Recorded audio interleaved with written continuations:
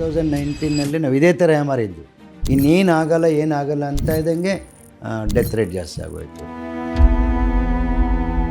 Corona ಲಕ್ಷಣಗಳಿಗೂ ಸಾಮಾನ್ಯ ಜ್ವರಕ್ಕೂ ಇರುವಂತಹ ದೊಡ್ಡ ವ್ಯತ್ಯಾಸ ಹೇಗಿರುತ್ತೆ? ನಾವು ಮಾಡೋದು ತಪ್ಪೇನೆ ಅಂತಂದರೆ, ಈವನ್ ಸಿಂಪಲ್ ಕಾಫು ಕೋಲ್ಡ್ ಬಂದಾಗ ಐಸೋಲೇಟ್ ಆಗಲ್ಲ. ಒಬ್ರಿಗೆ ಬಂದರೆ ಇಡೀ ಮನೆಯವ್ರಿಗೆ ಸ್ಪ್ರೆಡ್ ಮಾಡ್ತಾರೆ. ಏನಪ್ಪ ನೀನು ಮಾಸ್ಕೇ ಹಾಕಿಲ್ಲ, ನಿಮ್ಮ ಪಕ್ಕದಲ್ಲಿರೋರಿಗೆಲ್ಲ ಬರುತ್ತಲ್ವ ಅಂದರೆ, ಇಲ್ಲ ಸರ್ ಈಗ ತಾನೇ ಬಂದ್ಬಿಡ್ತು. ಈಗ ತಾನೇ ಹೆಂಗೆ ಬರುತ್ತೆ ಅದು? ವ್ಯಾಕ್ಸಿನ್ ತಗೊಂಡ್ಮೇಲೂ ಯಾಕೆ ಬಂತು ಮತ್ತೆ ಕೊರೋನಾ ಅನ್ನೋದೊಂದು ಪ್ರಶ್ನೆ ಬರುತ್ತೆ ಸರ್. ಈಗ ಅದೇ ಕೋವಿಡ್ ವ್ಯಾಕ್ಸಿನ್ನು, ಕೋವ್ಯಾಕ್ಸಿನ್ನು, ಕೋವಿಶೀಲ್ಡು ಇಲ್ಲ ಫೈಸರ್ ವ್ಯಾಕ್ಸಿನ್ನು, ಅದೇ ವ್ಯಾಕ್ಸಿನ್ ಇದ್ರ ಮೇಲೆ ಎಫೆಕ್ಟ್ ಆಗುತ್ತೆ ಅಂತ ಸುಮಾರು ಪೇಪರ್ ಇದೆ. ಬಟ್ ಮುಂದೆ ನಾವು ಮತ್ತೆ ಕೊರೋನಾ ವ್ಯಾಕ್ಸಿನ್ ತಗೋಬೇಕಾಗುವಂಥ ಸಂದರ್ಭ. ಸೊ ದಟ್ ಮೀನ್ಸ್ ಯಾವ ಗ್ಯಾರಂಟಿ ಈ ವ್ಯಾಕ್ಸಿನ್ 110% ನಮಗೆ ಕ್ಯೂರ್ ಆಗುತ್ತೆ ಇಲ್ವಾ ಅನ್ನೋದು. ಬಟ್ ಈ ಫ್ಲೇರಪ್ ಆಗಿರೋ ವೈರಸ್ಸು ಎಷ್ಟು ಸೀರಿಯಸ್ ಆಗುತ್ತೆ ಅನ್ನೋದಕ್ಕೆ ಸ್ವಲ್ಪ ದಿವಸ ನಾವು ಕಾದು ನೋಡಬೇಕು. ಸೊ ಕೊರೋನಾ ವ್ಯಾಕ್ಸಿನ್ ತಗೊಂಡ್ರೆ ನಮ್ಮ ಆರೋಗ್ಯಕ್ಕೆ ಏನಾದರೂ ಸೈಡ್ ಎಫೆಕ್ಟ್ಸ್ ಇದೆಯಾ? ಸ್ಪೆಷಲಿ ಹಾರ್ಟ್ ಅಟ್ಯಾಕ್ ಬರುತ್ತೆ ಅಂತೆಲ್ಲ ಹೇಳ್ತಾರೆ. ಡೆಫಿನೆಟ್ಲಿ ವ್ಯಾಕ್ಸಿನೇಷನ್ ಸ್ವಲ್ಪ ಸೈಡ್ ಎಫೆಕ್ಟ್ಸ್ ಇದೆ. ಯಾವುದೇ ಒಂದು ಪೇಷಂಟು ಪಾಸಿಟಿವ್ ಬರುತ್ತಾ ಬಿಡುತ್ತಾ ಅನ್ನೋದು ಇಮ್ಮೆಟೀರಿಯಲ್. ನಮ್ಮ ಇಂಡಿಯನ್ ಗ್ರೂಪಲ್ಲಿ, ಇಂಡಿಯನ್ ಸಿನಾರಿಯೋನಲ್ಲಿ, ಇಂಡಿಯನ್ ವ್ಯಾಕ್ಸಿನಲ್ಲಿ ಯಾರೂ ಅದರ ಬಗ್ಗೆ ಸಂಶೋಧನೆ ಮಾಡಬಾರ್ದು. ವ್ಯಾಕ್ಸಿನಿಂದನೇ ಹಾರ್ಟ್ ಅಟ್ಯಾಕ್ ಆಗ್ತಾಯಿದೆ, ವ್ಯಾಕ್ಸಿನಿಂದನೇ ಬ್ಲಡ್ ಕ್ಯಾನ್ಸರ್ ಆಗ್ತಾಯಿದೆ, ವ್ಯಾಕ್ಸಿನಿಂದನೇ ಬ್ಲಾಕ್ ಆಗ್ತಾಯಿದೆ ಅಂತ ಅವರು ಓಪನ್ ಸ್ಟೇಟ್ಮೆಂಟ್ ಕೊಟ್ಟರು. ಇದರ BP ಇದೆ, ಶುಗರ್ ಇದೆ, ಇಂಥವ್ರು ಹೇಗೆ ಜಾಗರೂಕರಾಗಿರಬೇಕಾಗುತ್ತೆ? ನಾನು ನೋಡಿರೋ ಪೇಷಂಟ್ಸ್ ಎಲ್ಲನೂ ಹೈಯೆಸ್ಟ್ ಈ H1N1 ಇನ್ಫ್ಲುಯೆನ್ಸಾಗಳು ಎಲ್ಲ ಟೆಂಪಲ್ಗೆ ಹೋಗಿ ಟ್ರಿಪ್ಗೆ ಹೋಗಿ ಬಂದಿರೋರಿಗೆ ಬಂದಿದೆ. ರಾಂಗ್ ಇನ್ಫಾರ್ಮೇಷನ್ ಸಾರ್ವಜನಿಕರಿಗೆ ಕೊಟ್ಬಿಟ್ರೆ ಪಾಪ ನಿದ್ದೆ ಬರಲ್ಲ ಅವ್ರಿಗೆ. ಸೊ ಅದೆಲ್ಲ ಮಾಡಿಕೊಂಡ್ರೆ ನನ್ನ ಪ್ರಕಾರ ಯಾಕೆ ಸ್ಪ್ರೆಡ್ ಆಗುತ್ತೆ? ಅವರು ದೇವರೇ ನಮ್ಮನ್ನು ಕಾಪಾಡಬೇಕು ಅಂತ ಲಾಸ್ಟ್ ವರ್ಡ್ ಇಂಗ್ಲೀಷಲ್ಲಿ ಹೇಳ್ತಾರೆ ಆ ವ್ಯಾಕ್ಸಿನ್ ಬಗ್ಗೆ ಮಾತಾಡಿದಾಗ. ಆ ಥರ ನಮ್ಮ ಇಂಡಿಯನ್ನಲ್ಲಿ ಮಾತಾಡೋಕ್ಕೆ ಬರಲ್ಲ.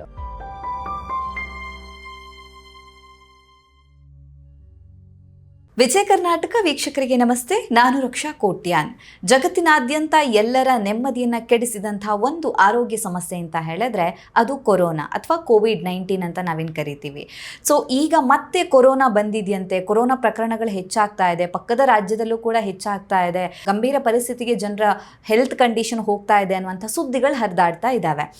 ಈ ನಡುವೆ ಸೋಷಿಯಲ್ ಮೀಡಿಯಾದಲ್ಲಿ ಅಥವಾ ಮಾಧ್ಯಮಗಳಲ್ಲಿ ಬರುವಂಥ ವಿಚಾರಗಳಲ್ಲಿ ಜನರಿಗೆ ಒಂದು ಒಪಿನಿಯನ್ ಇದೆ. ಸುಮ್ಮನೆ ಹೇಳ್ತಾ ಇದ್ದಾರೆ ಮೀಡಿಯಾದವರು, ಕೋವಿಡ್ ಜಾಸ್ತಿ ಆಗಿಲ್ಲ, ನಮ್ಮನ್ನು ಹೆದರಿಸ್ತಾ ಇದ್ದಾರೆ ಅಂತ. ಸೊ ಈ ವಿಚಾರದ ಬಗ್ಗೆ ಕ್ಲಾರಿಫಿಕೇಶನ್ ಬೇಕು ಅಂತ ಹೇಳಿದ್ರೆ ನಾವು ಡಾಕ್ಟರ್ ಹತ್ರನೇ ಮಾತಾಡಬೇಕಾಗತ್ತೆ. ಹಾಗಾಗಿ ಈ ಕೊರೋನಾ ಪ್ರಕರಣಗಳು ಹೆಚ್ಚಾಗ್ತಾ ಇದೆಯಾ, ಇದಕ್ಕೆ ನಾವು ಮತ್ತೆ ಮುನ್ನೆಚ್ಚರಿಕಾ ಕ್ರಮವನ್ನು ವಹಿಸಬೇಕಾಗತ್ತಾ, ಮತ್ತೆ ಕ್ವಾರಂಟೈನ್ ಆಗಬೇಕಾ, ಮಾಸ್ಕ್ ಹಾಕಬೇಕಾ, ಸೊ ಎಲ್ಲ ಡೌಟ್ಸ್ಗಳ ಬಗ್ಗೆ ಹೆಚ್ಚಿನ ಮಾಹಿತಿನ ತಿಳಿಸ್ಕೊಡೋದಕ್ಕೆ ಇವತ್ತು ನಮ್ಮ ಜೊತೆ ಇದ್ದಾರೆ doctor Shankar V, senior consultant, general physician, internal medicine specialist, Apollo hospitals, Seshadripuram, Bangalore. Doctor, ಕಾರ್ಯಕ್ರಮಕ್ಕೆ ಸ್ವಾಗತ. ನಮಸ್ತೆ ಸರ್. ಸರ್, COVID-19 ಮತ್ತೆ ಜಾಸ್ತಿ ಆಗ್ತಾ ಇದೆ, ಕೊರೋನಾ ಕೇಸ್ಗಳು ಜಾಸ್ತಿ ಆಗ್ತಾ ಇದೆ, ಅದರಲ್ಲೂ ಕೂಡ ಪಕ್ಕದ ರಾಜ್ಯ ಆಂಧ್ರದಲ್ಲೂ ಹೆಚ್ಚಾಗ್ತಾ ಇದೆ ಅನ್ನುವಂಥ ಸುದ್ದಿ ಕೇಳ್ತಾ ಇದ್ದೀವಿ, ಮಾಧ್ಯಮಗಳಲ್ಲೂ ಕೂಡ ಬರ್ತಾ ಇದೆ. ಸೊ ಈಗ ಮಳೆಗಾಲ ಆಗಿರೋದ್ರಿಂದಾಗಿ ಸರ್ ಈಗ ನಾರ್ಮಲ್ ಆಗಿ ಕೂಡ ಅವರಿಗೆ ವೈರಲ್ ಫೀವರ್ ಬರುವಂಥ ಚಾನ್ಸಸ್ ಇರುತ್ತೆ. ಈಗ ಭಯ ಆಗ್ಬೋದು, ವೈರಲ್ ಫೀವರ್ ಬಂದರೂ ಕೂಡ ಒಬ್ಬ ವ್ಯಕ್ತಿಗೆ ನನಗೆ ಕೊರೋನಾ ಬಂದಿದೆಯೇನೋ, ಜ್ವರ ಆಗಿದೆ, ನೆಗಡಿ ಆಗಿದೆ ಅಂತ.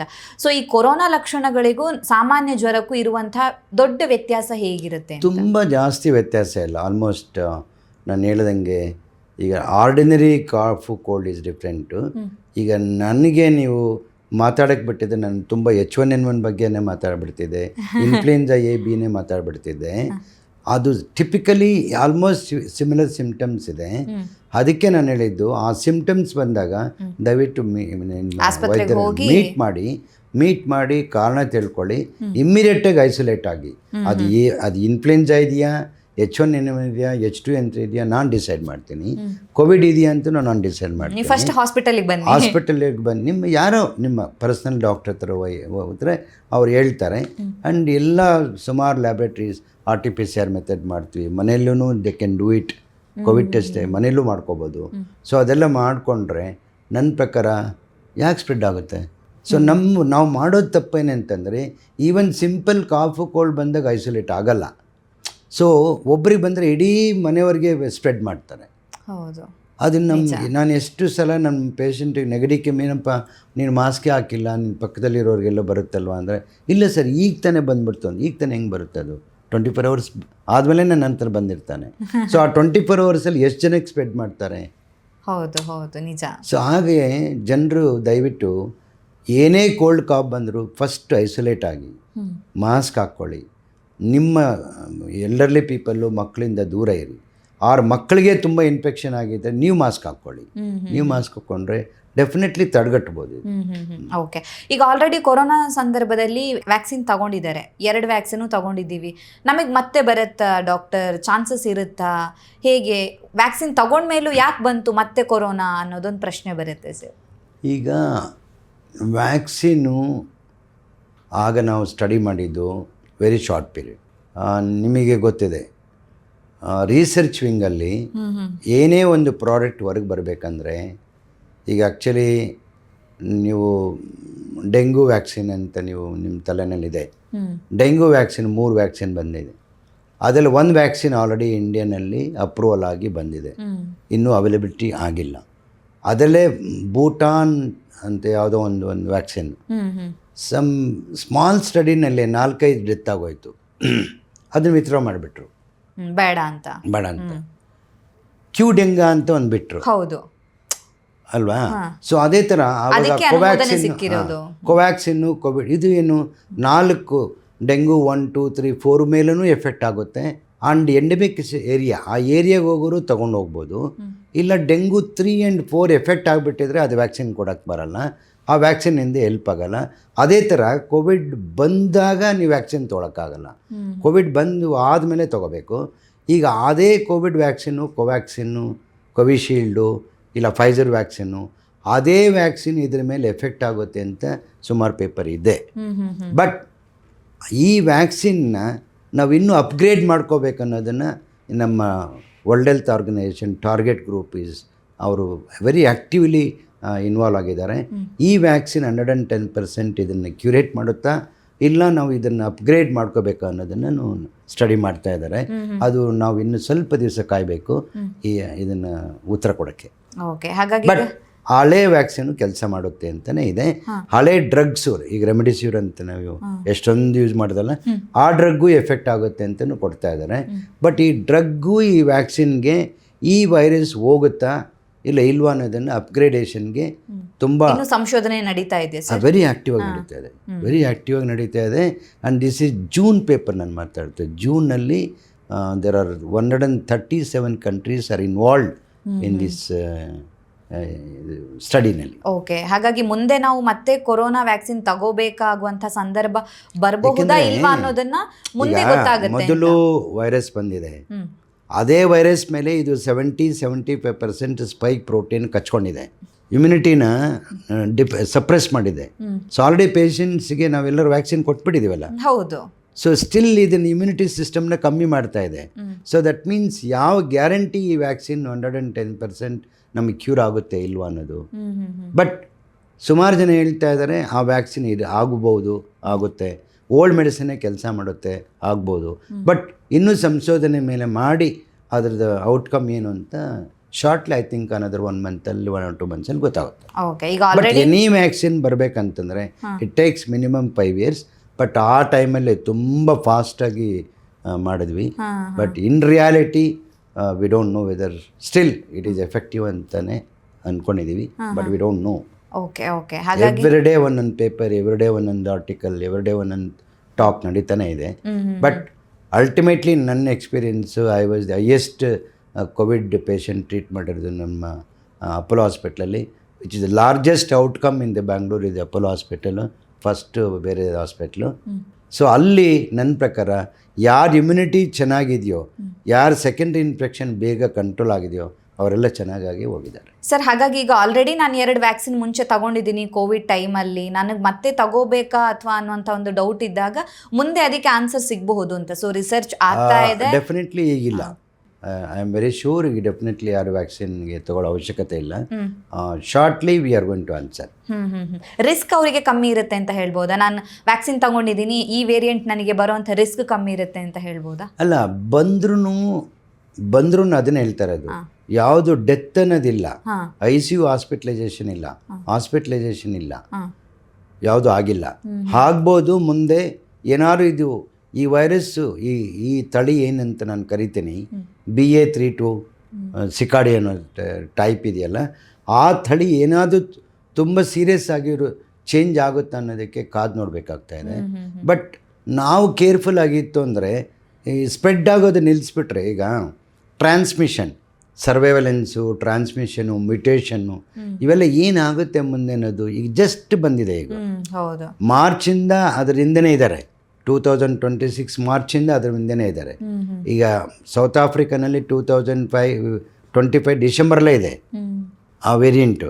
ಅದರಲ್ಲಿ JN1 ನಾನು ಆವಾಗಲೇ ಓದಿದ್ನಲ್ಲ, ಸುಮಾರು KP ಅಂತ ಆ ಥರ ಎಲ್ಲ, ಆಲ್ಫಾ, ಗ್ಯಾಮಾ, ಡಮ ಅವೆಲ್ಲ ಇದ್ದಾವೆ. ಸೊ ಯಾವುದು ಎಲ್ಲ ಸೈಲೆಂಟ್ ಆಗಿದ್ವು, ಇದೊಂದು ಸಡನ್ನಾಗಿ ಫ್ಲೇರಪ್ ಆಗಿದೆ. ಬಟ್ ಈ ಫ್ಲೇರಪ್ ಆಗಿರೋ ವೈರಸ್ಸು ಎಷ್ಟು ಸೀರಿಯಸ್ ಆಗುತ್ತೆ ಅನ್ನೋದಕ್ಕೆ ಸ್ವಲ್ಪ ದಿವಸ ನಾವು ಕಾದು ನೋಡಬೇಕು. ಬಟ್ ಅದು ಕಾದು ನೋಡೋದಕ್ಕೆ ಮೊದಲೇ ನಾವು ಹುಷಾರಾದರೆ ಐ ಥಿಂಕ್ ಅದನ್ನು ತಡೆಗಟ್ಬೋದು. ಓಕೆ, ಆದರೆ ಕರ್ನಾಟಕದಲ್ಲೂ ಕೇಸಸ್ ಇದೆ ಇದೆ, ಬಟ್ ನಾಟ್ ಮಚ್. ನನಗೆ ಇದುವರೆಗೂ ಅಷ್ಟೊಂದಿಲ್ಲ. ನನ್ನ ಪ್ರಕಾರ, ನನ್ನ ಎಕ್ಸ್ಪೀರಿಯೆನ್ಸಲ್ಲಿ ನಮ್ಮ ಏರಿಯಾನಲ್ಲಿ, ನಮ್ಮ ಹಾಸ್ಪಿಟ್ಲಲ್ಲಿ 2 ನಾನು ಮಾಡಿದ್ದು. ಐ ಥಿಂಕ್ ಇವತ್ತೊಂದು ಮಗು ಏನೋ ಒಂದು ಪಾಸಿಟಿವ್ ಬಂದಿದೆ ಅಂತ ನ್ಯೂಸ್ ಬರ್ತಾ ಇತ್ತು. But I have to find out. ಆ 2 ಪೇಷಂಟು ನನ್ನದೇ ಅಪೋಲೋನಲ್ಲಿ. ಒಂದು ಆರಾಮಾಗಿ ಔಟ್ ಪೇಷಂಟೆಲ್ಲ ಟ್ರೀಟ್ ಮಾಡಿದೆ, ಇನ್ನೊಂದು ಅಡ್ಮಿಷನ್ ಮಾಡಿದ್ದೆ. ಸ್ವಲ್ಪ ಡಿಹೈಡ್ರೇಷನ್ ಇತ್ತು. ಯಾಕೆ ಚಾನ್ಸ್ ತೊಗೋಬೇಕು ಅಂತ ಹೇಳ್ಬಿಟ್ಟು, ಇದು ಫಸ್ಟ್ ಪೇಷಂಟಲ್ಲ ಅಂತ ಹೇಳ್ಬಿಟ್ಟು ಎಲ್ಲ ಇನ್ವೆಸ್ಟಿಗೇಷನ್ ಮಾಡಿದಾಗ ಈ was very extensively involved in treatment and record very fast and 5th ಡೇನೇ ಡಿಸ್ಚಾರ್ಜು ಮಾಡಿದ್ದೀನಿ. ಓಕೆ, ಹಾಗಿದ್ರೆ ಆಸ್ಪತ್ರೆಗಳಲ್ಲಿ ಹೇಗೆ ಮುನ್ನೆಚ್ಚರಿಕಾ ಕ್ರಮ? ನಾವು ಆಸ್ಪತ್ರೆಯಲ್ಲಿ ಎಲ್ಲರೂ ಮಾಸ್ಕ್ ಹಾಕ್ಕೊಳ್ತಾ ಇದ್ದೀವಿ. ಯಾವುದೇ ಒಂದು ಪೇಷಂಟ್ ಪಾಸಿಟಿವ್ ಬರುತ್ತಾ ಬಿಡುತ್ತಾ ಅನ್ನೋದು ಇಮ್ಮಿಟೀರಿಯಲ್. ಆ ಸಿಂಪ್ಟಮ್ಸ್ ಯೂಸ್ ಮಾಡಿದ್ರೆ, ಆ ಸಿಂಪ್ಟಮ್ಸ್ ಬಂದಿದೆ ಅಂದರೆ ಇಮ್ಮಿಡಿಯೇಟಾಗಿ ಐಸೋಲೇಟ್ ಮಾಡ್ತಾ ಇದ್ದೀವಿ. ಎಲ್ಲರೂ ಮಾಸ್ಕ್ ಯೂಸ್ ಮಾಡೇ ಮಾಡ್ತೀವಿ. ಇವತ್ತಲ್ಲ, ನಾವು ಇವಾಗ ಕೋವಿಡ್ ಬಂದಮೇಲೆ ನಾವು ಮಾಸ್ಕ್ ಬಿಟ್ಟೇ ಇಲ್ಲ. ಆ್ಯಕ್ಚುಲಿ ಆರ್ಡಿನರಿ ಮಾಸ್ಕ್ ಆದರೂ ಮಾಡ್ತೀವಿ. N95 ಯೂಸ್ ಮಾಡಲಿಲ್ಲ ಅಂದ್ರೆ ಆರ್ಡಿನರಿ ಮಾಸ್ಕ್ ಇದ್ದೇ ಇರುತ್ತೆ ನಮ್ಮ ಹತ್ರ. ಸೊ ಆರ್ಡಿನರಿ, ಈಗ ಯಾವುದೋ ಬೇರೆ ಪೇಷಂಟ್ ಹತ್ರ ಮಾಸ್ಕ್ ತೆಗೆದು ಮಾತಾಡ್ತೀವಿ. ಸ್ವಲ್ಪ ನೆಗಡಿ, ಕೆಮ್ಮು, ಲಂಗ್ ಈ ಥರ ಇನ್ಫೆಕ್ಷನ್ ಇದ್ದರೆ ನಾವು ಮಾಸ್ಕ್ ಹಾಕ್ಕೊಂಡೆ ಆಸ್ಕಲ್ಟೇಟ್ ಮಾಡ್ತೀವಿ. ಅಟೆಂಡರ್ಸ್ಗೂ ಹೇಳ್ತೀವಿ ದಯವಿಟ್ಟು ಮಾಸ್ಕ್ ಹಾಕ್ಕೊಂಡು ಪಕ್ಕದಲ್ಲಿ ಕೂತ್ಕೊಳ್ಳಿ ಅಂತ. ಸೊ ಆ ಥರ definitely we are taking. And kit use ಮಾಡ್ತಾ ಇದ್ವಿ, ಕೋವಿಡ್ ಕಿಟ್ ಯೂಸ್ ಮಾಡ್ತೀವಿ. ಅದಕ್ಕೆ ನಾನು ಯಾವಾಗಲೇ ಹೇಳಿದ್ನಲ್ಲ, ಒಂದೇ ಒಂದು ಪ್ಯಾನಲಲ್ಲಿ ನಿಮಗೆಲ್ಲ ಬಂದ್ಬಿಡುತ್ತೆ. ಸೊ ಆವಾಗ ನಿಮಗೆ ಡೌಟ್ ಕ್ಲಿಯರ್ ಆಗುತ್ತೆ. ಇನ್ಫ್ಲುಯೆನ್ಸಾ ಏನಾ ಈಗ ಇನ್ಫ್ಲುಯೆನ್ಸಾ ನಾವು ಏನು ಸಿಂಪಲಾಗಿ ತೊಗೊಳಕ್ಕಾಗಲ್ಲ. ಯು ಎಸ್ ಅಲ್ಲಿ highest actually death rate is influenza A. ಅದಕ್ಕೆ ಇನ್ಫ್ಲುಯೆನ್ಸಾ ಅಂದರೆ ಹೆದರ್ತಾರೆ ಅವರು. ಸೊ ಹಂಗೆ ಮೊರ್ಟಾಲಿಟಿ ಒಂದೊಂದು ಕಂಟ್ರಿನಲ್ಲಿ ಬೇರೆ ಬೇರೆ ಥರ ಇರುತ್ತೆ. ಸೊ ನಾವು ಅದು ಕಂಪ್ಲೀಟ್ ಪ್ಯಾನಲ್ ಕಿಟ್ ಕಳಿಸಿದಾಗ ನಮ್ಮ ಪ್ಯಾನಲಲ್ಲಿ ಗೊತ್ತಾಗ್ಬಿಡುತ್ತೆ. ಸೊ ಡಿಪೆಂಡಿಂಗ್ ಅಪಾನ್ ದಟ್ ಇಮ್ಮಿಡಿಯೇಟಾಗಿ ನಾವು ಇನ್ವಾಲ್ವ್ ಮಾಡಿಕೊಂಡು ಟ್ರೀಟ್ ಮಾಡ್ತಾ ಇದ್ದೀವಿ. ಓಕೆ, ಈಗ ಕೊರೋನಾ ವ್ಯಾಕ್ಸಿನ್ ಅಂದ ತಕ್ಷಣ ಒಂದು ಡೌಟು ತುಂಬ ಜನರಿಗೆ ಇರುತ್ತೆ. ಸೊ ಅದ್ರ ಬಗ್ಗೆ ಹಲವಾರು ವಿಚಾರಗಳು ಕೂಡ ಹಬ್ಬಿತ್ತು, ಸ್ವಲ್ಪ ಕಾಂಟ್ರವರ್ಷಿಯಲ್ ಅಂತ ಅನ್ನಿಸ್ಬೋದು. ಸೊ ಕೊರೋನಾ ವ್ಯಾಕ್ಸಿನ್ ತಗೊಂಡ್ರೆ ನಮ್ಮ ಆರೋಗ್ಯಕ್ಕೆ ಏನಾದರೂ ಸೈಡ್ ಎಫೆಕ್ಟ್ಸ್ ಇದೆಯಾ? ಸ್ಪೆಷಲಿ ಹಾರ್ಟ್ ಅಟ್ಯಾಕ್ ಬರುತ್ತೆ ಅಂತೆಲ್ಲ ಹೇಳ್ತಾರೆ. ಸೊ ಏನು ಹೇಳ್ತೀರಾ? ಡೆಫಿನೆಟ್ಲಿ ವ್ಯಾಕ್ಸಿನೇಷನ್ ಸ್ವಲ್ಪ ಸೈಡ್ ಎಫೆಕ್ಟ್ಸ್ ಇದೆ, ಇಲ್ಲ ಅಂತ ಹೇಳೋಕ್ಕಾಗಲ್ಲ. ಬಟ್ ಯಾವುದೇ ಒಂದು ಗೌರ್ಮೆಂಟ್ ಇದ್ರ ಬಗ್ಗೆ ಒಪ್ಕೊಳ್ಳೋಕ್ಕೆ ಸರಿ ಇರಲ್ಲ. Third thing very very important, ನಮ್ಮ ಇಂಡಿಯನ್ ಗ್ರೂಪಲ್ಲಿ, ಇಂಡಿಯನ್ ಸಿನಾರಿಯೋನಲ್ಲಿ, ಇಂಡಿಯನ್ ವ್ಯಾಕ್ಸಿನಲ್ಲಿ ಯಾರೂ ಅದರ ಬಗ್ಗೆ ಸಂಶೋಧನೆ ಮಾಡಲಿಲ್ಲ. ಈಗ ಬ್ಲಡ್ ಕ್ಲಾಟ್ ಆಗೋದು, ಥ್ರಾಂಬೋಲಿಮಿಕ್ ಫಿಲಾಮಿನಾ, ಯಂಗ್ಸ್ಟರ್ಸಲ್ಲಿ ಹಾರ್ಟ್ ಅಟ್ಯಾಕ್ ಆಗೋದು, ಅದೆಲ್ಲನೂ ಈಗ ಪೀಟರ್ ಅಂತೊಬ್ಬರು ಕೊಲಂಬಿಯಾ ಯೂನಿವರ್ಸಿಟಿ ಆಫ್ ನ್ಯೂಯಾರ್ಕ್ ಹತ್ರ ಮಾತಾಡಿದ್ದು, ನಂದಲ್ಲ ಇದು. ಸೊ ಅದೇ US ಗ್ರೂಪಲ್ಲಿ ಓಪನ್ ಆಗಿ ದೇವ್ ಗಿವನ್ ಎ ಸ್ಟೇಟ್ಮೆಂಟ್, ವ್ಯಾಕ್ಸಿನಿಂದನೇ ಹಾರ್ಟ್ ಅಟ್ಯಾಕ್ ಆಗ್ತಾಯಿದೆ, ವ್ಯಾಕ್ಸಿನಿಂದನೇ ಬ್ಲಡ್ ಕ್ಯಾನ್ಸರ್ ಆಗ್ತಾಯಿದೆ, ವ್ಯಾಕ್ಸಿನಿಂದನೇ ಬ್ಲಾಕ್ ಆಗ್ತಾಯಿದೆ ಅಂತ ಅವರು ಓಪನ್ ಸ್ಟೇಟ್ಮೆಂಟ್ ಕೊಟ್ಟರು. ಬಟ್ ಅವರು ಫೈಜರ್ ವ್ಯಾಕ್ಸಿನ್ನ ಜಾಸ್ತಿ ಸ್ಟಡಿ ಮಾಡಿ ಅವರು ಔಟ್ಕಮ್ಮನ್ನ ಹೇಳಿದರು. ಇದೆ ನನ್ನ ಹತ್ರ ಇನ್ನೂ ಇದೆ, ಅದು ವಿಡಿಯೋ ಕಳಿಸ್ತೀನಿ. ಸೊ ನಮ್ಮ ಇಂಡಿಯನ್ ಗ್ರೂಪಲ್ಲಿ ಈಗ ಫಾರ್ ಎಕ್ಸಾಂಪಲ್ ನನ್ನ ಅಪೋಲೋ ಗ್ರೂಪು, ಇಲ್ಲ ಬೇರೆ ಇನ್ನೊಂದು ಮಣಿಪಾಲ್ ಗ್ರೂಪ್, ಆಸ್ಟ್ರೇಟ್ ಗ್ರೂಪ್, ಯಾವುದು ಒಂದು 10 ಗ್ರೂಪ್ ಸೇರಿಕೊಂಡು ನಾವು ಇನ್ವೆಸ್ಟಿಗೇಟ್ ಮಾಡಿದರೆ ನಮಗೆ ಗೊತ್ತಾಗ್ತಿತ್ತು ನಮ್ಮದು ಕೋವಿಶೀಲ್ಡು ಕೋವ್ಯಾಕ್ಸಿನ್ ಇದೆಯಾ ಅಂತ. ಬಟ್ ಯಾವುದೇ ಒಂದು ಸ್ಟಡಿ ಔಟ್ಕಮ್ ಬರಲಿಲ್ಲ ನಮ್ಮಲ್ಲಿ. ಸೊ ಯಾವ ಗ್ಯಾರಂಟಿ ಅದ್ರ ಬಗ್ಗೆ ನಾವು ಮಾತಾಡೋಕ್ಕೆ ಅಥಾರಿಟಿ ಇಲ್ಲ. ಎಲ್ಲರೂ ಮಾತಾಡ್ತಾರೆ ವ್ಯಾಕ್ಸಿನಿಂದ ಹಿಂಗೆ ಆಗೋಯ್ತು. ನಾವು ನೋಡ್ತಾ ಇದ್ವಿ ತುಂಬ ಯಂಗ್ಸ್ಟರ್ಸ್ ಕಾಲ್ ಬ್ಲಾಕ್. ಈಗ ಒಬ್ಬ software engineer work from home, ಆಫೀಸಲ್ಲಿ ಹೋದರೆ 8 hours ಕೆಲಸ ಮಾಡ್ತಾರೆ. ಪಾಪ ಮನೇಲಿ ಮಾಡಿದ್ರೆ 10 hour 12 hour, ಲಾಗಿನ್ ಗೊತ್ತಾಗುತ್ತೆ, ಲಾಗೌಟ್ ಗೊತ್ತಾಗೋದೇ ಇಲ್ಲ ಅವ್ರಿಗೆ. ಕಂಟಿನ್ಯೂಸ್ ಕೂತಿರೋವಾಗ ಅವ್ನಿಗೆ ಅಲ್ಲೇ ಆರ್ಟ್ರಿ ಬ್ಲಾಕ್ ಆಗುತ್ತಲ್ಲ, ಓವರ್ ವೆಯ್ಟ್ ಇರೋರು, ಸ್ಮೋಕರ್ಸು, ಆಲ್ಕೋಹಾಲಿಕ್ ಇರೋನು. ಸೊ ವ್ಯಾಕ್ಸಿನೇ ಅಂತ ಹೆಂಗೆ ಹೇಳೋಕ್ಕಾಗುತ್ತೆ? ಸೊ ಎನಿಬಡಿ ನಮ್ಮ ಇಂಡಿಯನ್ಸು ಯಾರಾದರೂ ಇಂಟ್ರೆಸ್ಟ್ ತೊಗೊಂಡು ಮಾಡಿದ್ದಿದ್ರೆ ಕೋವಿಶೀಲ್ಡು ಕೋವ್ಯಾಕ್ಸಿನಿಂದ ಈ ಕಾಂಪ್ಲಿಕೇಶನ್ ಆಗುತ್ತಾ ಇಲ್ವಾ ಅನ್ನೋದು ಗೊತ್ತಾಗ್ತಿತ್ತು. ಬಟ್ 110% ವೆರಿ ಅಥಾರಿಟೇಟಿವ್ ಟಾಕು ನನ್ನ ಹತ್ರ ಇನ್ನೂ ವಿಡಿಯೋ ಇದೆ. US ಅಲ್ಲಿ ಮಾತ್ರ they proved and they documented it is all complication is because of the vaccine, okay. Especially the blood cancer ಯಂಗ್ಸ್ಟರ್ಸಲ್ಲಿ. ಹಾಂ.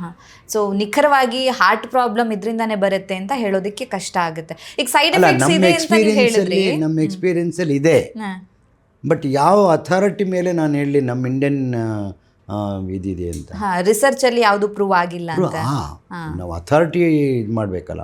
ಹೌದು, ಈಗ ಸುಮ್ಮನೆ ಹೇಳೋದಕ್ಕೆ 1000 ಪೀಪಲ್ ವ್ಯಾಕ್ಸಿನೇಷನ್ ತೊಗೊಂಡಿರೋರು, 1000 ಪೀಪಲ್ ನಾನ್ ವ್ಯಾಕ್ಸಿನೇಷನ್ ಗ್ರೂಪ್ ಎರಡೂ ಇಟ್ಕೊಂಡು ನಾನು ಸ್ಟಡಿ ಮಾಡಿಬಿಟ್ಟು ನಾನು ಒಂದು ಪೇಪರ್ ಪ್ರೊಡ್ಯೂಸ್ ಮಾಡಿದರೆ ಅಥಾರಿಟೇಟಿವ್ ಆಗಿ ಹೇಳಿದ್ದೆ. ಬಟ್ ಹುಕ್ಕಂಡ್ ಕುಕ್ಕು ಆ ವ್ಯಾಕ್ಸಿನ್ ಆ ಟೈಮಲ್ಲಿ ಎಫೆಕ್ಟ್ ಆಗಿದೆ ಅಂತ ಅಂದ್ಕೊಳ್ತಾ ಇದ್ದೀನಿ. ಎಫೆಕ್ಟ್ ಆಗಲೇ ಇಲ್ಲ ಅಂದರೆ ಏನಾಗ್ತಿತ್ತು ಅನ್ನೋದು ಒಂದು. ಬಟ್ US ಅಲ್ಲಿ ಮಾತ್ರ it 110%. They have argued and proved it is group of doctors, 10 countries. They have said it is vaccine-induced complication ಅಂತ. ಅದನ್ನು ಇಟ್ಕೊಂಡು ಮನಸ್ಸಲ್ಲಿ ನಾವು ನಮ್ಮ ಮನಸ್ಸಿನಲ್ಲಿ ಇಟ್ಕೊಂಡಿದ್ವಿ ಹೊರತು ನಾವು ಪಬ್ಲಿಕ್ಕಿಗೆ ಎದುರ್ಸಕ್ಕೆ ಹೋಗಿಲ್ಲ. ಯಾಕೆಂದರೆ ಪಾಪ ಆಮೇಲೆ ಅವರು ದೇವರೇ ನಮ್ಮನ್ನು ಕಾಪಾಡಬೇಕು ಅಂತ ಲಾಸ್ಟ್ ವರ್ಡ್ ಇಂಗ್ಲೀಷಲ್ಲಿ ಹೇಳ್ತಾರೆ ಆ ವ್ಯಾಕ್ಸಿನ್ ಬಗ್ಗೆ ಮಾತಾಡಿದಾಗ. ಆ ಥರ ನಮ್ಮ ಇಂಡಿಯನ್ನಲ್ಲಿ ಮಾತಾಡೋಕ್ಕೆ ಬರಲ್ಲ. ಆದರೂ ಸುಮಾರು ಜನಕ್ಕೆ ಹೆಲ್ಪ್ ಆಗಿದೆ.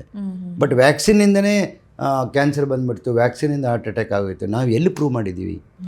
ಯಾವುದೇ ಒಂದು ಸ್ಟಡಿ ಇಲ್ಲ. ಏಷ್ಯನ್ ಗ್ರೂಪಲ್ಲಿ ಇಂಡಿಯನ್ ಸ್ಟಡಿನಲ್ಲಿ ಈಗ ನಿನ್ನೆ ಇಲ್ಲ ಮೊನ್ನೆ ಒಂದು ಯಾವುದೋ ಒಬ್ಬ ಹಿಂಗೆ A1C ವ್ಯಾಲ್ಯೂ ಇಲ್ಲಿ 8 ಕೊಟ್ಟರು, ಅಲ್ಲಿ 9 ಕೊಟ್ಟರು, ಇಲ್ಲಿ 11 ಕೊಟ್ಟರು ಅಂದರು. ಎಲ್ಲರೂ ಕರೆಕ್ಟೇ. ಯಾಕೆಂದರೆ ಅವನಿಗೆ ಅನೀಮಿಯಾ ಇದ್ದರೆ A1C ವ್ಯಾಲ್ಯೂ ಅಬ್ನಾರ್ಮಲ್ ಬರುತ್ತೆ, ಅವರೇಜ್ ವ್ಯಾಲ್ಯೂ ಬ್ಲಡ್ ಶುಗರು. ಅವನಿಗೆ ಹಿಮೋಗ್ಲೋಬಿನ್ ಅಬ್ನಾರ್ಮ್ಯಾಲಿಟಿ ಇದ್ದರೆ ಬರುತ್ತೆ, ಅವನಿಗೆ ಇನ್ಫೆಕ್ಷನ್ ಇದ್ದರೆ ಅಬ್ನಾರ್ಮಲ್ ಬರುತ್ತೆ. ಲ್ಯಾಬ್ರೇಟರಿ ಟೆಕ್ನಿಷಿಯನ್ ಏನು ಗೊತ್ತಿರಲ್ಲ ಪಾಪ, ಬ್ಲಡ್ ಕೊಟ್ಟು ಹೋಗ್ತಾರೆ, ಅವನು A1C ವ್ಯಾಲ್ಯೂ ಮಾಡ್ತಾರೆ, ಹೌದಲ್ವಾ? ಸೊ ಆ ಥರ ನಮಗೆ ಸ್ಟಡಿ ಮಾಡಿ ನಮ್ಗೆ ಅದರಿಂದನೇ ಆಗಿದೆ ಅನ್ನೋದಕ್ಕೆ ನಮ್ಮ ಇಂಡಿಯನ್ನಲ್ಲಿ ಯಾವುದೇ ಪುರಾವೆಗಳಿಲ್ಲ, ಪ್ರೂಫ್ಸ್ ಯಾವುದು ಇಲ್ಲ. ಸುಮ್ಮನೆ ಎಲ್ಲರೂ ಮಾತಾಡ್ತೇವೆ, ವ್ಯಾಕ್ಸಿನಿಂದ ಹಿಂಗಾಗೋಯ್ತು, ವ್ಯಾಕ್ಸಿನ್. ಅದನ್ನು ನಾವು ಜನರಲ್ಲ ಆ ಥರ ಮೂಢನಂಬಿಕೆಯನ್ನು ನಾವು ಇಡೋಕ್ಕಾಗಿ ಬರಲ್ಲ. ಯಾಕೆಂದರೆ ಬೇರೆ ವ್ಯಾಕ್ಸಿನಿಗೆ ಕಂಪೇರ್ ಮಾಡಿದ್ರೆ ನಮ್ಮ ವ್ಯಾಕ್ಸಿನ್ ವಾಸ್ ದಿ ಬೆಸ್ಟ್ ಅಂತಲೇ ಆವಾಗ ನಾವು ಮಾಡಿದ್ದು. ಬಟ್ ಕೋವಿಶೀಲ್ಡ್ ಕೋವ್ಯಾಕ್ಸಿನ್ ಈಗ ನಾನೇ ಆಗಲಿ ಅದರಿಂದ ಬಂದಮೇಲೆ ಆದರೂ ನಾನಾದರೂ ಸ್ಟಡಿ ಮಾಡೋಕ್ಕೆ ಅದಕ್ಕೆ ಒಂದು ಗ್ರೂಪ್ ಇರುತ್ತೆ, ಎಥಿಕಲ್ ಕಮಿಟಿ ಇರುತ್ತೆ, ಅಪ್ರೂವಲ್ ಬೇಕು, ಅದೆಲ್ಲ ಇರುತ್ತೆ. ಬಟ್ ಡೆಫಿನೆಟ್ಲಿ ಎಲ್ಲೋ ಒಂದು ಕಾರ್ನರಲ್ಲಿ ಕೆಲಸ ಮಾಡಿದೆ ಅಂತಲೇ ಅಂದ್ಕೊಂಡಿದ್ದೀವಿ.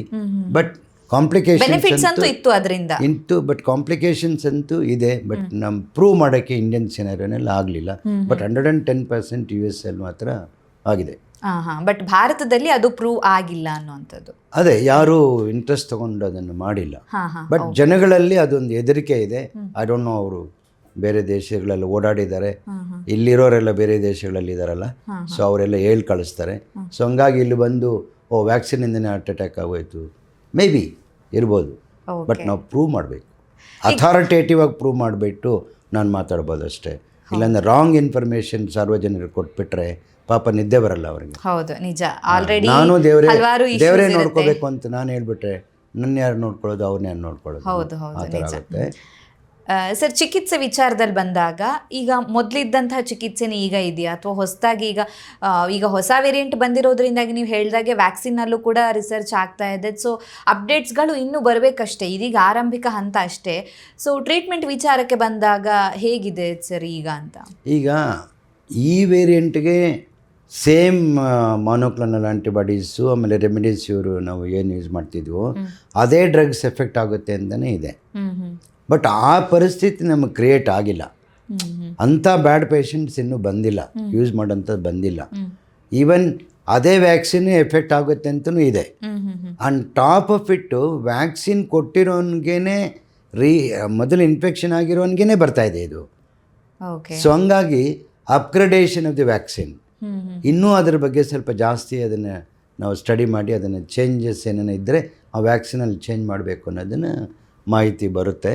ಅದು ಕಾದು ನೋಡಬೇಕು. ಬಟ್ ನನ್ನ ಪ್ರಕಾರ ಈಗ ಸಿಂಪಲ್ ಟ್ರೀಟ್ಮೆಂಟಲ್ಲಿ ಹೋಗ್ತಾ ಇದೆ. ಓಕೆ, ಅಂದರೆ ಈಗ ನೀವು ಹೇಳಿದ್ರಿ ಹಾಸ್ಪಿಟ್ಲಲ್ಲಿ ಒಂದು ಕೇಸಸ್ ಇತ್ತು ಅಂತ. ಸೊ ಅವರಿಗೆ ನೀವು ಮುಂಚೆ ಏನು ಕೊಡ್ತಾ ಇದ್ರಿ ಟ್ರೀಟ್ಮೆಂಟು, ಅಂದರೆ ಮುಂಚಿನ ವೇರಿಯಂಟಿಗೆ ಏನು ಕೊಡ್ತಾ ಇದ್ರಿ, ಆ ಥರ ಸಿಂಪಲ್ ಟ್ರೀಟ್ಮೆಂಟನ್ನೇ ಕೊಡ್ತಾ ಇದ್ರ ಅಂತ?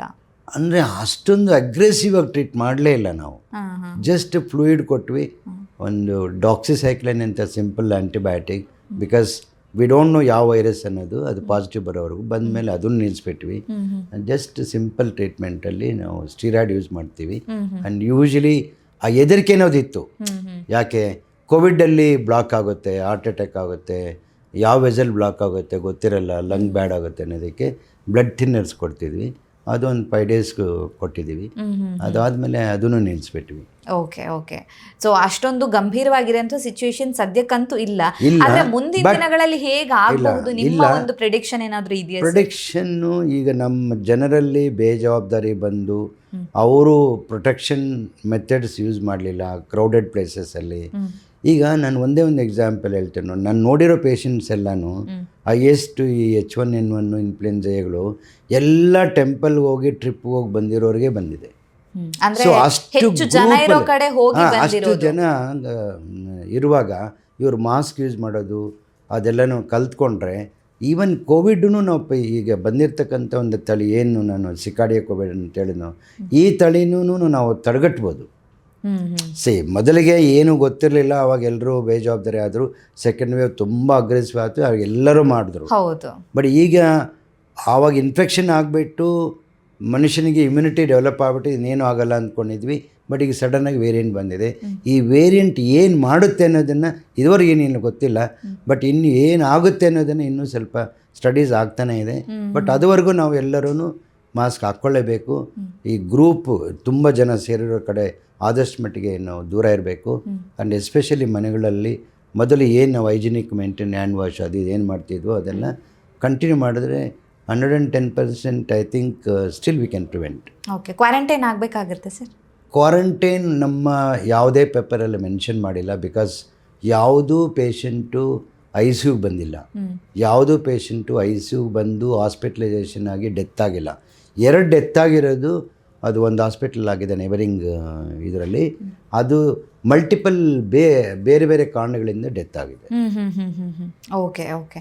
ಹಾಗಾಗಿ ಈಗ ಸ್ಪೆಷಲ್ ಹೆಲ್ತ್ ಕಂಡೀಷನಲ್ಲಿ ಇರ್ತಾರೆ. ಈಗ ಕೆಲವರು ಈಗ ಸಣ್ಣ ಮಕ್ಕಳಾಗಿರ್ಬೋದು, ಗರ್ಭಿಣಿಯರಾಗಿರ್ಬೋದು, ಯಾವುದೋ ಒಂದು ಆರೋಗ್ಯ ಸಮಸ್ಯೆಗೆ ಚಿಕಿತ್ಸೆ ತಗೊಳ್ತಾ ಇದ್ದಾರೆ, BP ಇದೆ, ಶುಗರ್ ಇದೆ, ಇಂಥವ್ರು ಹೇಗೆ ಜಾಗರೂಕರಾಗಿರಬೇಕಾಗುತ್ತೆ? ಈಗ ಕೆಲವರಿಗೆ ಆಲ್ರೆಡಿ ಇಮ್ಯುನಿಟಿ ಪವರ್ ಕಡಿಮೆ ಇರುತ್ತೆ, ರೋಗ ನಿರೋಧಕ ಶಕ್ತಿ ಆಲ್ರೆಡಿ ಕಡಿಮೆ ಇರೋರು ಹೇಗೆ ಜಾಗೃತಿ ವಹಿಸಬೇಕಾಗುತ್ತೆ ನಿಮ್ಮ ಕಡೆಯಿಂದ ಸಲಹೆ? ಆಹಾರ ಪದ್ಧತಿಗಳಲ್ಲಿ ವೆರಿ ಇಂಪಾರ್ಟೆಂಟ್. ಆ್ಯಂಟಿ ಆಕ್ಸಿಡೆಂಟ್ ಅಂತ ನಾವೇನು ಕರಿತೀವಿ. ಈಗ ಜನರ ಸಾಮಾನ್ಯಲ್ಲೇನು, ಈ ಕಿವಿ ಫ್ರೂಟ್ ತಿಂದ್ಬಿಟ್ರೆ ಪ್ಲೇಟ್ಲೆಟ್ಸ್ ಇಂಪ್ರೂವ್ ಆಗುತ್ತೆ, ಪಪ್ಪಾಯ ತಿಂದ್ಬಿಟ್ರೆ ಪ್ಲೇಟ್ಲೆಟ್ಸ್ ಇಂಪ್ರೂವ್ ಆಗುತ್ತೆ. ಈಗ papaya leaf tablet 10 years back ನಾನೇ ಮೈಕ್ರೋಲ್ಯಾಬ್ಸು ತಾಜ್ ಹೋಟ್ಲಲ್ಲಿ ಇಂಟ್ರೊಡ್ಯೂಸ್ ಮಾಡಿದೆ. ಡ್ರಗ್ಗು ಚೈನೀಸ್ ಪೇಪರ್ ಹಿಡ್ಕೊಂಡು ನಾನು ಇಂಟ್ರೊಡ್ಯೂಸ್ ಮಾಡಿದೆ. But over A period of time ಅದರಿಂದನೇ ತುಂಬ ವಾಮಿಟಿಂಗು, ಅಬ್ಡಾಮಿನಲ್ ಸಿಮ್ಟಮ್ಸ್ ಎಲ್ಲ ಬಂತು. ಅದು ಸ್ಟಾಪ್ ಮಾಡಿದ್ವಿ. ಬಟ್ ಸ್ಟಿಲ್ ಇನ್ನೂ ಜನಗಳು ಯೂಸ್ ಮಾಡ್ತಾರೆ. ಬಟ್ ನಾವಂತೂ ಕನ್ಸಲ್ಟೆಂಟ್ ಲೆವೆಲಲ್ಲಿ ಸ್ಟಾಪ್ ಮಾಡಿಬಿಟ್ವಿ. ಸೊ ಆ ಥರ ಈ ನಮ್ಮ ಇಮ್ಯುನಿಟಿ ಡೆವಲಪ್ ಮಾಡಿಕೊಂಡ್ರೆ, ಒಳ್ಳೊಳ್ಳೆ ಆಹಾರ ಪದ್ಧತಿಗಳನ್ನ ನಾವು ಮಾಡಿಕೊಂಡಾಗ ನ್ಯಾಚುರಲಿ ಪ್ಲೇಟ್ಲೆಟ್ಸ್ ಎಲ್ಲ ಇಂಪ್ರೂವ್ ಆಗುತ್ತೆ, ನ್ಯಾಚುರಲಿ ನಮ್ಮ ಇಮ್ಯುನಿಟಿ ಡೆವಲಪ್ ಆಗುತ್ತೆ. ಯಾವುದೇ ವೈರಸ್ ಎಫೆಕ್ಟ್ ಆದರೂ ಅದಕ್ಕೆ ನಾವು ಕಾಪಾಡ್ಕೊಳ್ಳೋ ಒಂದು ಶಕ್ತಿ ನಮ್ಮ ಶರೀರದಲ್ಲಿ ಉದ್ಭವ ಆಗುತ್ತೆ. ಸೊ ರಾಂಗ್ ನೋಷನ್ ಏನಂದ್ರೆ ಇವೆಲ್ಲ ತಿನ್ಬಿಟ್ರೆ ಪ್ಲೇಟ್ಲೆಟ್ಸ್ ಇಂಪ್ರೂವ್ ಆಗುತ್ತೆ ಅಂತಾರೆ, ರಾಂಗ್. ಸೊ ನಿಮಗೆ ಇಮ್ಯೂನ್ ಸಿಸ್ಟಮೇ ವೀಕ್. ಈಗ ಕ್ಯಾನ್ಸರ್ ಪೇಷಂಟು ಪಾಪ ಹೆಂಗಿರುತ್ತೆ, ಎಷ್ಟು ಇಮ್ಯುನಿಟಿ ಕಮ್ಮಿ ಇರುತ್ತೆ. ಆಸ್ಮಾ ಪೇಷಂಟ್ ಇಮ್ಯುನಿಟಿ ಕಮ್ಮಿ ಇರುತ್ತೆ, ಓಲ್ಡ್ ಏಜ್ ಇಮ್ಯುನಿಟಿ ಕಮ್ಮಿ ಇರುತ್ತೆ. ಸೊ ಇದೆಲ್ಲ ನಾವು ತಗೊಂಡು ಆದಷ್ಟು ಮಟ್ಟಿಗೆ ಐಸೋಲೇಟ್ ಆಗಿ ಮಾಸ್ಕ್ಗಳು ಯೂಸ್ ಮಾಡಿ ಹೈಜಿನಿಕ್ ಮೇಂಟೈನ್ ಮಾಡಿಕೊಂಡು ತುಂಬ ಜನಗಳಿರೋ ಕಡೆ ನಾವು ಓಡಾಡ್ದಿರ ಅವಾಯ್ಡ್ ಮಾಡ್ತಾಯಿದ್ರೆ, ಇಲ್ಲ ಯಾರಿಗೋ ನೆಗಡಿ ಕೆಮ್ಮಲಿದೆ ಅಂದ್ಕೊಳ್ಳಿ ಇಮ್ಮಿಡಿಯೇಟಾಗಿ ನಾವು ಮಾಸ್ಕ್ ಯೂಸ್ ಮಾಡಿದೆ, ನನ್ನ ಪ್ರಕಾರ 110% ಈ ವೇವ್ ಅಂತ ಸೀರಿಯಸ್ ನನ್ನ ಪ್ರಕಾರ ಬರಲ್ಲ ಅಂತ ಕಾಣಿಸುತ್ತೆ. ಬಿಕಾಸ್ ಜನರೂ ಈಗ ಐ ಥಿಂಕ್ ಹೌದು ಅದ್ರ ಬಗ್ಗೆ ಒಂದು ಅರಿವು ಇದೆ. ಬಟ್ ಆದರೂ ಕೆಲವರು ಸ್ವಲ್ಪ ನೆಗ್ಲೆಕ್ಟ್ ಮಾಡ್ತಾರೆ, ಇನ್ನೂ ಇದ್ದಾರೆ, ತುಂಬ ಜನ ಇದ್ದಾರೆ. ಪರ್ಸೆಂಟೇಜ್ ವೈಸ್ ತುಂಬ ಜನ ಇದ್ದಾರೆ, ಇನ್ಕ್ಲೂಡಿಂಗ್ ಎಜುಕೇಟೆಡ್ಸ್. Okay okay. ನನ್ನ ಕ್ಲಿನಿಕ್ಕಲ್ಲೇ ಲಾಸ್ಟ್ 15 days ಹೇಳ್ತಾನೆ ಇದ್ದೀನಿ ವೇರ್ ಮಾಸ್ಕ್ ಅಂತ. ಬೋರ್ಡೇ ಹಾಕಿದ್ದೀನಿ. Okay okay okay sir. Doctor, ಕೊನೆಯದಾಗಿ ನಿಮ್ಮ ಕಡೆಯಿಂದ ಕೊರೋನಾ ವಿಚಾರದ ಬಗ್ಗೆ ಏನಾದರೂ ಸಲಹೆಗಳು, ಟಿಪ್ಸ್ ಇತ್ತು ಅಂತ ನನ್ನ ಹೇಳಿದ್ರೆ? ಪ್ರಕಾರ ಯಾರೂ ಭಯಪಡೋ ಅವಶ್ಯಕತೆ ಇಲ್ಲ. ಬಟ್ ನಿಮಗೆ ಗೊತ್ತಿದ್ದಂಗೆ 2020ನಲ್ಲಿ ಇದೇ ಥರ ಹೇಳಿ ತುಂಬ ಸೀರಿಯಸ್ ಆಯಿತು. ಅದಕ್ಕೆ ಅವಕಾಶ ಕೊಡಬೇಡಿ. ತಕ್ಷಣ ನಿಮ್ಮ ವೈದ್ಯರನ್ನು ಕಾಣಿ. ಅದು ನಿಜವಾಗಲೂ ಕೋವಿಡ್ಡಾ ಇಲ್ಲ ಬೇರೆ ವೈರಸ್ ಅನ್ನೋದಕ್ಕೆ ನಿಮ್ಮ ವೈದ್ಯರನ್ನು ಕಂಡುಬಿಟ್ಟು ಅದಕ್ಕೆ ಸಮಸ್ಯೆಯನ್ನು ಪರಿಹಾರ ಮಾಡಿ. ಡಿಸ್ಟೆನ್ಸ್ ಮೇಂಟೈನ್ ಮಾಡಿ, ಮಾಸ್ಕ್ ಹಾಕ್ಕೊಳ್ಳಿ, ಹ್ಯಾಂಡ್ ವಾಶ್ ಅದೆಲ್ಲ ಕಂಟಿನ್ಯೂ ಮಾಡ್ಕೊಳ್ಳಿ. ತುಂಬ ಜನ ಇರೋ ಕಡೆ ಆದಷ್ಟು ಮಟ್ಟಿಗೆ ಕೇರ್ಫುಲ್ ಆಗಿಡಿ.